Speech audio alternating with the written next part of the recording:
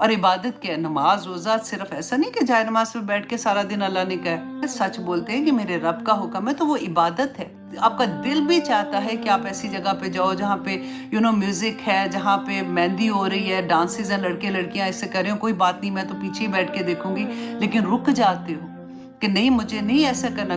तो वो वक्त जितना टाइम 3-4 घंटे का आप इबादत में होंगे, अल्लाह सुब्हानहू तआला ने कुरान पाक में बार बार बयान कर दिया कि तुम पे जो प्रॉब्लम्स आती हैं वो तुम्हारे अपने गुनाहों का नतीजा है। मेरे अल्लाह ने मुझे इस दुनिया में क्यों भेजा, मेरा इस दुनिया में आने का मकसद क्या था। तो जिनको ये समझ आ गई ना, अब वल्लाही वो कामयाब हो गया। उसको फिर पूरा कुरान तो आपको आगे गाइड करता है ना कि यहाँ चलो, यहाँ चलो, यहाँ चलो, और फिर आपको जन्नत का रास्ता दिखा देता है। लेकिन जिसको पहला स्टेप समझ आ गया कि मेरी ज़िंदगी का मकसद क्या है और अल्लाह ने मुझे इस दुनिया में क्यों भेजा है, अल्लाह सुब्हानहू तआला ने कुरान पाक में बता दिया कि मैंने पैदा किया है, वो मा खलक़तु, नहीं पैदा किया। अल्लाह सुब्हानहू तआला कहते हैं मा खलक़तुल जिन्ना वल इंसा, कि जिन और इंसान को मैंने नहीं पैदा किया इल्ला लियाबुदून, मगर सिर्फ और सिर्फ इसलिए कि वो मेरी इबादत करें। और इबादत क्या है? नमाज रोज़ा सिर्फ ऐसा नहीं कि जाए नमाज पे बैठ के सारा दिन अल्लाह ने कहा है। जितने अहकामात कुरान में है ना, जितने अहकामात हैं, जो उस पे अमल करेगा वो अल्लाह की इबादत में है। अल्लाह ने कहा कि झूठ नहीं बोलो। जो इंसान अपने कोशिश करता है कि मैंने झूठ नहीं बोलना, क्योंकि ये कोई छोटी बात नहीं है। आप कई दफ़ा ऐसे मुकाम पे फंस जाते हैं कि आपको बिल्कुल बात करनी मुश्किल हो जाती है, लेकिन आप इसलिए उस वक़्त बोलते हैं, सच बोलते हैं कि मेरे रब का हुक्म है, तो वो इबादत है। अगर आप जैसे कहते हैं वाइलुल्ली कुल्ली हुमाज़ातिल लुमज़ा, अगर आप पार्टी में बैठे हो, कोई आपको आंख से इशारा करता है या आप कहते हो एकदम से रुक जाते हो कि नहीं नहीं नहीं, अल्लाह सुब्हानहू तआला ने मना किया, मुझे ऐसे नहीं करना, आप इबादत में हो। अल्लाह सुब्हानहू तआला ने फरमाया इन्नमा हर्रमा रब्बियल फवाहिश मा ज़हरा मिन्हा व मा बतन।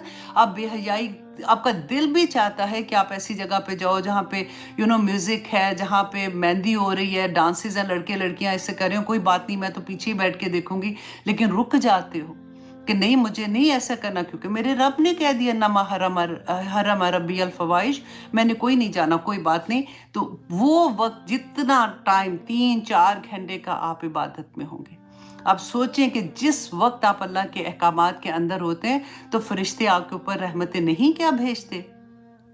और अगर आप अल्लाह के हुक्म से बाहर होते हैं, आप दूसरी तरफ का भी एंगल देखें कि अगर वो आप ऐसा काम करते हैं, आप देखें मैं हमेशा कहती हूँ घर से निकलने से पहले ना हम तैयार होते हैं, डेफिनेटली शीशे में अपने आप को देख ही रहे होते हैं ना, लेकिन आखिरी दफ़ा बाहर निकलने से पहले एक दफ़ा शीशे में देख के अपने आप से क्वेश्चन पूछें कि मैं इस हालत में घर से बाहर जा रही हूँ तो क्या मेरे रब को ये पसंद होगा।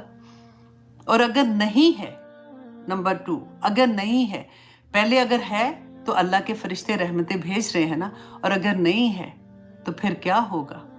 वो वक्त में वो फरिश्ते हम पे क्या भेज रहे हैं, ये नहीं समझ आती है। अल्लाह सुब्हानहू तआला ने कुरान पाक में बार बार बयान कर दिया कि तुम पे जो प्रॉब्लम्स आती हैं वो तुम्हारे अपने गुनाहों का नतीजा है। जब हम सोचते हैं कि नहीं हमने तो ऐसा कोई काम नहीं किया, आप सोचिए कोई भी ऐसा अमल जो अल्लाह के हुक्म के अगेंस्ट चला जाता है, कि जो वो आप नहीं कर रहे हो, आप सोचते हो कि नहीं ये तो बड़ा मुश्किल है, चलो इतना और बाकी कर लिया, लेकिन वो जो हुक्म आप नहीं कर रहे हो ना, तो दूसरा जो आप कर रहे हो तो वो उसका रिएक्शन होगा।